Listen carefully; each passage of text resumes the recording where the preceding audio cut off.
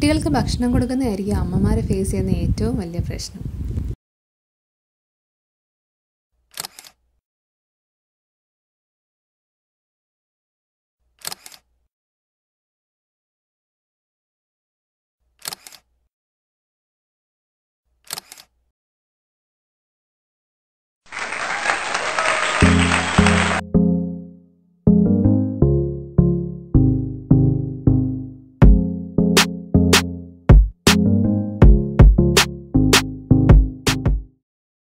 Hello, എന്തൊക്കെയുണ്ട് വിശേഷങ്ങൾ? എല്ലാവരും സുഖമായിട്ടിരിക്കുന്നു. അപ്പോൾ നമ്മുടെ ഇന്നത്തെ വീഡിയോ ഒരു ബേബി ഫുഡാണ്, ഏത്തയ്ക്കാപ്പൊടി. ഇത് നമ്മുടെ കുട്ടികളുടെ വെയിറ്റ് ഗെയിനൊക്കെ ഉപയോഗിക്കുന്നൊരു ഫുഡാണ് കേട്ടോ. നാടൻ ഏത്തക്കുലയാണ് ഇതിന് വേണ്ടിയിട്ട് ഉപയോഗിക്കാറ്. ആദ്യം ഇതിൻ്റെ തൊലിയൊക്കെ കളഞ്ഞ് ഒന്നെടുക്കണം. അതിനുശേഷം നല്ല വൃത്തിയായിട്ട് കഴുകിയെടുക്കാം. ഇത് നല്ല വൃത്തിയായിട്ട് കഴുകിയെടുത്തിട്ടുണ്ട്. ഇനി ഇത് നമുക്ക് ചിപ്സിനൊക്കെ അരിയത്തില്ലേ വറുക്കാനായിട്ട്, അതുപോലെ അരിഞ്ഞെടുക്കണം. കത്തി വെച്ച് അരിഞ്ഞാലും മതി. ഞാനിപ്പോൾ ഒരു എളുപ്പത്തിന് വേണ്ടി ഇത് വെച്ച് അരിഞ്ഞൊന്ന് ഇങ്ങനെ ചെയ്തു എന്നേ ഉള്ളൂ കേട്ടോ.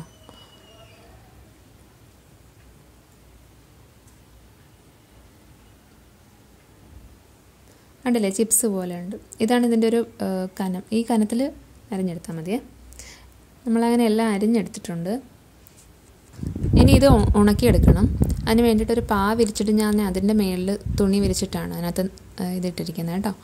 ഇത് നമ്മൾ പേപ്പറിലൊന്നും ഉണക്കാനിടരുത്, പേപ്പറിലെ മഷിയൊക്കെ പിടിക്കും. അപ്പോൾ ഇതുപോലെ വൃത്തിയുള്ളൊരു തുണി ഉപയോഗിക്കുന്നതായിരിക്കും നല്ലത്. ഇതുപോലെ നിരത്തി ഇടണം, ഓരോന്നോരോന്നായിട്ട് നിരത്തി ഇടണം.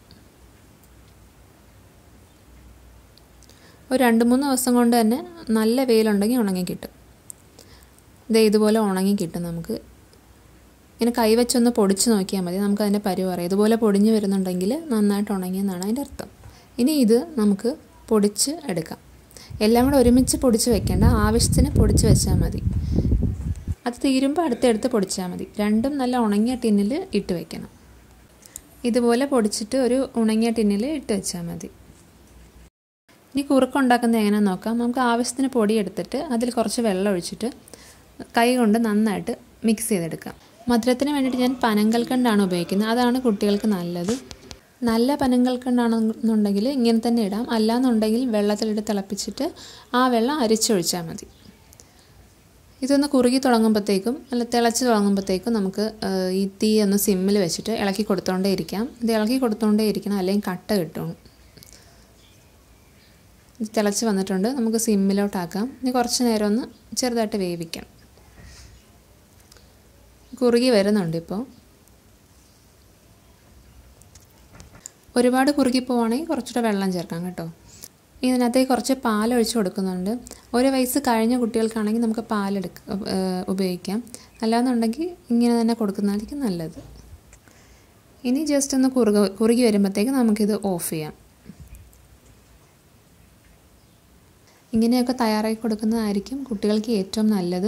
ഇനി നമ്മൾ ഫ്ലാറ്റിലൊക്കെയാണ് താമസിക്കുന്നത്, നമുക്കിതൊന്നും ചെയ്യാൻ പറ്റുന്നില്ല എന്നുണ്ടെങ്കിൽ ഓൺലൈനിൽ ഇതെല്ലാം കിട്ടും. ഏത്തയ്ക്കപ്പൊടി, ധാന്യപ്പൊടി, കൂരവ്, അങ്ങനെ എല്ലാം കിട്ടും.